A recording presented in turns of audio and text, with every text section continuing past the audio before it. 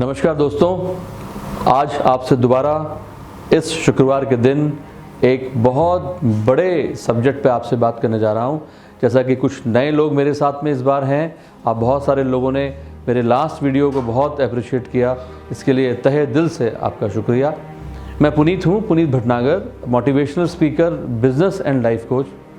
आज हम लोग बात करेंगे शायद दुनिया का सबसे बड़ा, सबसे गंभीर विषय, गुरु की ज़रूरत, the importance of Guru in our life. हज़ारों सालों से ये शब्द सुनते आ रहे हैं, गुरु होना चाहिए, गुरु के बिना जीवन बेकार है, गुरु के बिना सब सुना, ये सब कुछ सुना, लेकिन दिल पे हाथ रख के बताना, क्या सचमुच कभी हमने इस तरह से अपने गुरु को प्रेम किया?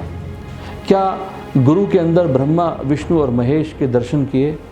जैसा कि हम सब ने वो मंत्र हज़ारों बार सुना है कि गुरुर ब्रह्मा गुरुर विष्णु गुरुर्देवो महेश्वरः गुरुर साक्षात् परब्रह्म तस्मै श्री गुरुवे नमः। गुरु का जब नाम, गुरु का जब चित्र दिमाग में आता है तो अधिकतर लोगों के साथ में समस्या ये होती है कि वो ये सोचते हैं कि उन्होंने एक लंगोटी बांध रखी है, ऊपर एक अधोवस्त्र डाल रखा है और उनके सामने एक गुरु ऋषि मुनि दाढ़ी लगा के बैठे हैं और वो कुछ प्रवचन कर रहे हैं और वो नीचे ज़मीन में बैठ के उनसे कुछ ज्ञान ले रहे हैं। देखिए, ये समय की डिमांड थी, इस तरह के गुरु जो हमारे दिमाग के अंदर रजिस्टर हैं, ये उस समय की डिमांड थी। लेकिन आज गुरु तो वही है, बस वेशभूषा बदल गई है। इसलिए मैं आपसे कहना चाहूँगा कि हमें एक गुरु को अपने जीवन में अक्षरक्ष उतारने की ज़रूरत है, क्योंकि आप सब लोग ये मानते हैं ना कि हमें वो चाहिए जिसके लिए हम दिनों रात दौड़ रहे हैं लेकिन मिल नहीं रहा। उसकी वजह क्या है कि हमारे जीवन में गुरु की जो जगह है वो सही तरीके से अभी नहीं रखी गई है। मैं आपको अपने गुरुदेव के बारे में बताना चाहता हूँ। मेरे गुरुदेव की भी बहुत लंबी दाढ़ी नहीं है, वो भी किसी आश्रम के अंदर नहीं रहते हैं। जब मैं एमए इंग्लिश कर रहा था तब मेरी उनसे मुलाकात हुई और वो जब जीवन में आए तो ऐसा लगा कि तुमको देखा तो ये ख्याल आया, ज़िंदगी धूप तुम घना साया। बिल्कुल आज तक वो साया, मैं इमोशनल हो रहा हूँ ये कहते हुए बात, आज तक वो साया मेरे सर पर है। 30 सालों से ज़्यादा का सफ़र मैंने उनके साथ में किया, हर समय, हर पल, हर क्षण उनसे मैंने गाइडलाइंस ली। अगर आप इस बात से कुछ निकालना चाहते हैं अपने लिए तो ज़रूर निकालिएगा। मेरे गुरु का नाम है डॉक्टर नरेंद्र प्रसाद शर्मा, जिन्हें कुसुम के नाम से पूरी दुनिया जानती है। 11 विषयों में एमए हैं, न जाने कितने पीएचडीज़ और कितने बड़े विद्वान, हिंदी के साहित्य रत्न का अवार्ड उन्हें मिला, डॉक्टर एनपी शर्मा साहब। ये बात मैं आपको इसलिए बता रहा हूँ कि अगर मैं बहुत सारी बातें गुरु और उनके महत्व के बारे में बता के जाऊँ, लेकिन मैंने ही अपने जीवन में अगर गुरु नहीं बनाया तो फिर वो सब बेकार है, उसका कोई मतलब नहीं है, अर्थहीन है वो सब बातें। तो आज से 30-32 वर्ष पहले मुझे मेरे गुरु से मेरा परिचय मिला। उसके अंदर गहरी और एक बारीक सी बात है। इसका मतलब वो गुरु जो मेरी ज़िंदगी के अंदर आमूल चूल परिवर्तन लेके आए, उसकी तलाश मुझे बरसों से थी। तो क्या वो मेरे गुरु नहीं हैं जिन्होंने मुझे नर्सरी के अंदर क ख ग सिखाया था? क्या वो मेरे गुरु नहीं हैं जिन्होंने मुझे ABCD सिखाई थी? क्या वो मेरे गुरु नहीं हैं जिन्होंने 5वीं कक्षा के अंदर मुझे सोशल साइंसेस के बारे में सिखाया था? क्या वो मेरे गुरु नहीं हैं जो मेरे प्रिंसिपल साहब थे? या वो मेरे गुरु नहीं थे जिन्होंने मुझे कार चलाना सिखाया था? ये सब मेरे गुरु हैं। लेकिन मैं जिस गुरु की बात कर रहा हूँ, जिसे आज की भाषा में मेंटोर कहा जाता है, जिसे मेंटरशिप प्रोग्राम का नाम दिया गया है, उस गुरु को आप अपने आसपास ज़रूर तलाश करें और वो आपको ज़रूर मिलेगा। लेकिन वो तब मिलेगा जब आपके अंदर जीवन को एक ज़बरदस्त ढंग से जीने का जज्बा होगा। अगर आप चाहते होंगे कि हम ऑर्डिनरी लाइफ से निकल करके एक्स्ट्रा ऑर्डिनरी लाइफ के अंदर मूव कर पाएँ, जब आपके अंदर तड़प होगी उड़ने की, जब आपके अंदर ये जज्बा होगा कि मैं कुछ कर दिखाना है, अपने माँ बाप का नाम रोशन करना है। हम तमाम बातें करते हैं, मैं बीच में थोड़ा सा टॉपिक माँ बाप के ऊपर भी जिक्र ज़रूर करूँगा कि सबसे पहले माँ बाप तो वही हमारे गुरु हैं। उन्हीं का प्रणाम करके, उन्हीं को चरण स्पर्श करके हमें आगे बढ़ना चाहिए। मेरे फादर साहब डॉक्टर एल.जी. भटनागर और मेरी माँ शशि बाला भटनागर, आज वो हमारे साथ इस दुनिया में नहीं है, लेकिन जब तक वो इस दुनिया में थे ऐसी कोई सुबह नहीं थी जब मैं उन्हें दंडवत प्रणाम नहीं करता था। आपको जान करके हो सकता आश्चर्य हो, ऐसा कोई शाम नहीं होती थी जब मैं घर पे वापस लौटता था तो मैं अपने परिवार से बाद में मिलता था, लेकिन सबसे पहले अपने पिता के कमरे में जा कर के उन्हें प्रणाम किया करता था।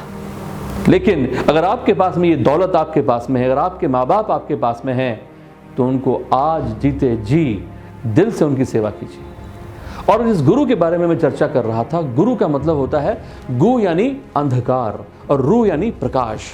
जो अंधकार से आपको प्रकाश की ओर लेके जा पाए वही गुरु है। हमारे जीवन में अनेक चुनौतियां आती हैं। सुबह जब हम चाय के कप के साथ अपनी ज़िंदगी की शुरुआत करते हैं और रात को जब हम अपने घर में बेडरूम पर सोने की तैयारी करते हैं, न जाने कितनी परेशानियां हमारी ज़िंदगी में आती हैं।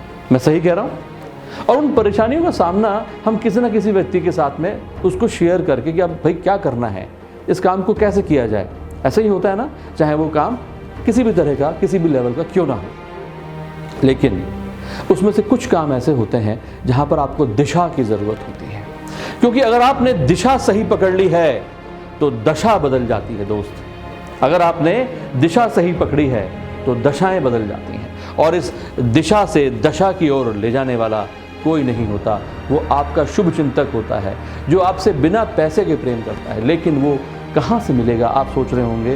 क्या कहीं कोई दुकान पे गुरु मिलते हैं या कोई बहुत बड़े मॉल के अंदर, दिल्ली में, मुंबई के अंदर, जहाँ गुरु की उपलब्धता है, जहाँ गुरु की अवेलेबिलिटी है?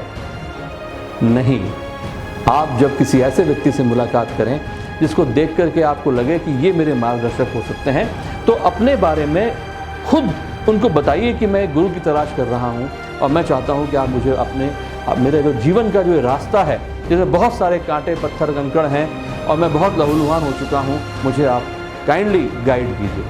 जब आप इस भावना से, जब आपकी आंखों में गर्म अश्रुओं के जल होते हैं और तब आप उनसे ऐसी याचना करते हैं, चाहे वो किसी भी लेवल का इंसान हो, लेकिन आपके साथ ज़िंदगी में वो जुड़ा हुआ होना चाहिए, उसका भावनात्मक रूप से आपका अटैचमेंट होना चाहिए, तब आप अपनी ज़िंदगी की तमाम मुश्किलों को उसके साथ साझा करें। उनसे पूछें कि मैं क्या करूं। लेकिन जब आप पूछ रहे हो तब उस मंत्र का जो चलन है, जो गुंजायमान हो रहा है आपके मस्तिष्क में, ये होना चाहिए सामने गुरु बैठे हैं, गुरुर ब्रह्मा गुरुर विष्णु गुरुर देवो महेश्वरः गुरुर साक्षात परब्रह्म तस्मै श्री गुरुवे नमः। जब ये भावना आपके अंदर होगी तो भावना से भक्ति का जन्म होता है, और जब भक्ति का जन्म होता है तब आपको शक्तियां मिलती हैं। तो जब गुरु में आपने इन तीनों को देख लिया, जो क्रिएटर है, जो जनरेटर है और जो डिस्ट्रॉयर है, ब्रह्मा विष्णु महेश, जब आप ये भावना करके आपके सामने जो व्यक्ति बैठे हैं, जब आपको बोलने की जरूरत नहीं है, उनको बोलें तो बहुत अच्छी बात है, लेकिन आप जिस फीलिंग के साथ आप जब उनके सामने आते हैं तो वो कनेक्शन डायरेक्ट यूनिवर्स के साथ हो जाता है। इसे कुछ लोग अल्लाह कहते हैं, कुछ लोग उसे गॉड कहते हैं, कुछ लोग उसे वाहेगुरु कहते हैं, कुछ लोग उसे सतनाम साक्षी बोलते हैं। लेकिन जब आपका समर्पण उसकी तरफ, अपने गुरु की तरफ पूर्ण रूपेण होता है, तब जीवन में चमत्कार घटने शुरू हो जाते हैं। और मैं आपसे अपनी ज़िंदगी की एक बहुत बड़ी गहराई आपसे शेयर करना चाहता हूँ कि मिरेकल्स हमेशा लास्ट में होते हैं मेरे दोस्तों। मिरेकल्स हमेशा लास्ट में होते हैं, अदरवाइज उन्हें कोई मिरेकल ही नहीं कहेगा। तो गुरु के ऊपर, समर्पण के ऊपर एक छोटी सी कहानी मुझे याद आ रही है, मैं चाहता हूँ आपको उसके विषय में ज़रूर बताऊँ। ये कहानी ने मेरी ज़िंदगी में बहुत बड़ा परिवर्तन लेके आया। इस कहानी ने मेरी सोच के दायरों को विश्व स्तर पे पहुंचा दिया। और इस कहानी का जो टाइटल है वो है विश्वास। क्योंकि गुरु और विश्वास, विश्वास और गुरु, ये दोनों एक ही सिक्के के दो पहलू हैं। अगर आपको गुरु में पूर्ण विश्वास है तो भगवान की समस्त शक्तियाँ, उस यूनिवर्स की सारी जो एमिनेंट पावर्स हैं, वो आपके साथ होंगी। एक बार एक गुरु के साथ एक शिष्य यात्रा पे निकले। रास्ते में रात हो गई तो गुरुदेव ने उनसे बोला कि देखो, रात्रि का पहर आ गया है, हम लोग एक काम करते हैं कि पहले मैं सो जाता हूँ आधी रात तक, उसके बाद आधा पहर जो रात्रि का और बचेगा उस में तुम सो जाना। उन्होंने ठीक है गुरुदेव, जैसे आपकी आज्ञा। तो पहली रात्रि का जो आधा जो हिस्सा था वो गुरु ने सोने में बिताया, और जो उनका शिष्य था वो हाथ में डंडा लेकर के गुरुदेव के आसपास घूमने लगा उनकी रक्षा के लिए। आधी रात पूरी हुई, गुरुदेव ने शिष्य को कहा कि भाई मेरी अब नींद पूरी होने वाली है, अब बेटा तुम सो जाओ। शिष्य ने गुरु की आज्ञा मानी और वो सो गए। सुबह ब्रह्म मुहूर्त के समय एकदम से शिष्य क्या देखते हैं कि गुरु उनके गले पे चढ़े बैठे हैं, हाथ में बड़ा सारा एक चक्कू है और गुरुदेव उनके गले पर वो चक्कू लगा रहे हैं। सोच के देखिएगा, अभी जिस गुरु की कल्पना आप कर रहे थे, अभी कर रहे थे ना, हाँ, मैं उसी गुरु की बात कर रहा हूँ आपसे। उस गुरु की कल्पना जो अभी आपने मेरी बातचीत के दौरान करी, और वो ऐसे ही आपके गले पर चक्कू लेके बैठ जाएं तो क्या हालत होगी आपकी? आप कहेंगे कौन से गुरु भैया, हमें तो जीवन दान चाहिए भैया, हमें गुरु नहीं चाहिए, हम तो बिना गुरु के रह लेंगे। लेकिन अब आप यहाँ पे ये सोचिएगा कि अगर आप उसकी जगह होते तो क्या करते। लेकिन वो जो शिष्य था उसने गुरु से प्रश्न भी नहीं पूछा कि ये क्या हो रहा है, और उसने अपने आप को पूरी तरीके से समर्पित कर दिया, और वो उस चक्कू के दर्द की वजह से जो गले में चुभाया जा रहा था वो एकदम से बेहोश हो गए। पौ फटी, सूरज निकला, और उनकी जब आंखें खुली तो उन्होंने क्या देखा कि यहाँ पे पट्टी बंधी हुई है। तो उन्होंने गुरु से पूछा कि गुरुदेव ये मेरे चोट कैसे लगी, मुझे समझ में नहीं आया, आप कुछ बताने की कृपा करें, मुझे तो याद नहीं आ रहा, कुछ सच्चाई थी उनके साथ, उनको याद नहीं आ रहा था। तो गुरुदेव ने कहा कि भाई मैं रात को तुम्हारे गले पे चढ़ बैठा और तुम्हें मारने की मेरी एक कोशिश थी, मैंने तुम्हें खंजर मारा। तो उसने कोई जवाब नहीं दिया। गुरुदेव ने कहा चलो यात्रा शुरू करें, कि हाँ गुरुदेव शुरू करिए यात्रा। शिष्य ने अपना गुरुदेव का झोला उठाया और डंडा लेके चल दिए। दोपहर हो गई, भूख का समय आ गया। अब गुरुदेव को बड़ी परेशानी हो रही कि हमारे शिष्य के मन में एक बार भी प्रश्न नहीं पैदा हुआ, एक बार भी, कि मैं इनके गले पे क्यों चढ़ा। समझ रहे मेरी बात आप? एक बार भी प्रश्न उनके मन में नहीं आया। अब यात्रा और आगे बढ़ी, शाम होने लगी। शाम के बाद फिर वही सीन दोहराया जाने लगा कि भाई अब हमें सोना है। तब इस बार गुरु का जो बांध था सब्र का वो टूट गया, और गुरुदेव पूछे अपने शिष्य से, बेटा मैं तुम्हारे गले पे चढ़ा, मैंने तुम्हारे गले पे चक्कू लगाया जिससे खून की धारा बह उठी, तब भी तुमने नहीं पूछा कि गुरुदेव आपने मेरे साथ ऐसा क्यों किया। तब उस शिष्य का जो जवाब था वो सुनने लायक था, और हम सब के लिए एक मैसेज है। वो मैसेज जो आज हम बड़ी बड़ी किताबों में ढूंढ रहे हैं, वो मैसेज जो लाखों रुपए के सेमिनार्स के अंदर हम ढूंढने जा रहे हैं, वो मैसेज जो हम अपनी ज़िंदगी में चाहते हैं कि हमारी डायरी में कहीं से लिख लिया जाए, जिससे हमारी ज़िंदगी में आमूल-चूल परिवर्तन आ जाए। जी हाँ, उसी मैसेज के बारे में मैं आपसे बात करने जा रहा हूँ। उस शिष्य ने कहा, गुरुदेव मैं आपको पूर्ण रूप से समर्पित कर चुका हूँ स्वयं को, मुझे आप पे पूर्ण विश्वास है, और मुझे ये बात अच्छी तरह से पता है कि आप मेरा अनहित कभी नहीं कर सकते, आप मेरे बारे में कभी भी बुरा ना सोच सकते हैं ना कर सकते हैं, बल्कि अगर मृत्यु मेरे दरवाजे पर खड़ी होगी और मेरे गुरुदेव वहाँ सामने खड़े होंगे तो महादेव की तरह तो मेरी रक्षा करेंगे और मैं स्वतः बच जाऊँगा। तो मैं आपके बारे में अविश्वास कैसे कर सकता हूँ, कैसे कि आप मेरे गले पे चक्कू लगा रहे हैं और मुझे मार देंगे, कि मैं सोच भी नहीं सकता। अब वो राजा बना चक्रवर्ती सम्राट विक्रमादित्य, जिसका नाम आज भी बड़े बड़े शहरों के चौराहे पर लिया जाता है। बड़े बड़े स्टैचूज हैं महाराजा विक्रमादित्य। इस कहानी ने मेरी जिंदगी को पूरी तरह बदल लिया, और मैंने अपने विश्वास के ऊपर एक प्रश्नवाचक चिन्ह लगाया। क्या पुनीत तुम्हारे पास में वैसा ही विश्वास है जो उस शिष्य के पास में था, जो विक्रमादित्य के पास में था? तो अगर आप अपने गुरु के प्रति खुद को टेस्ट करना चाहते हैं तो इस कहानी को अपने दिमाग के अंदर बिठाएं, अपने जहन में आप जगह दीजिए, और ये अपने आप से सवाल कीजिए जैसा मैंने किया कि क्या आपके पास भी इतना ही बड़ा विश्वास, अंधविश्वास है?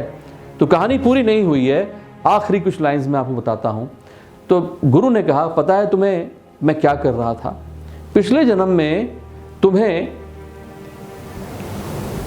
तुम्हारी हत्या हुई, और उस हत्या का जिम्मेदार एक नाग था, उससे पहले वो नाग था, इसलिए कई जन्म में तुम लोग क्या हुए, एक बार वो नाग बना, एक बार तुम नाग बने, और दोनों एक दूसरे से बदला लेने के लिए हर जन्म लेते हो और एक दूसरे को डस करके अपना जीवन व्यर्थ कर लेते हो। आज तुम्हारी मौत की रात्रि थी, आज तुम्हें मृत्यु प्राप्त होने वाली थी, और उस मृत्यु प्राप्ति के समय जब वो नाग तुम्हें ढूंढता ढूंढता, क्योंकि उसे अपना बदला लेना था पिछले जन्म का तुमसे, जब वो आया यहाँ पे तो मैंने उससे पूछा, भाई ये जिंदगी भर कब तक चलता है? कई जन्म तो तुम्हारे बीत चुके हैं, कभी तुम इसको मारते हो, कभी वो तुम्हें मारता है।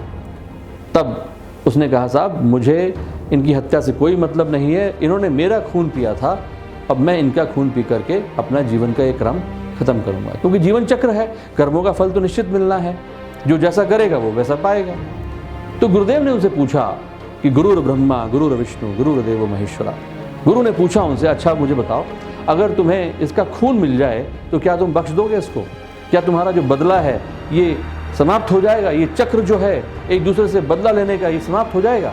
उसने कहा, जी गुरुदेव आप बिल्कुल सही कह रहे हैं, ऐसा हो जाएगा। तो उसने कहा, ठीक है, मैं तुम्हें इनके गले का खून निकालिए। उस सांप ने कहा, मुझे इनके गले का खून चाहिए, लेकिन उस शिष्य की पराकाष्ठा देखिए, विश्वास की पराकाष्ठा।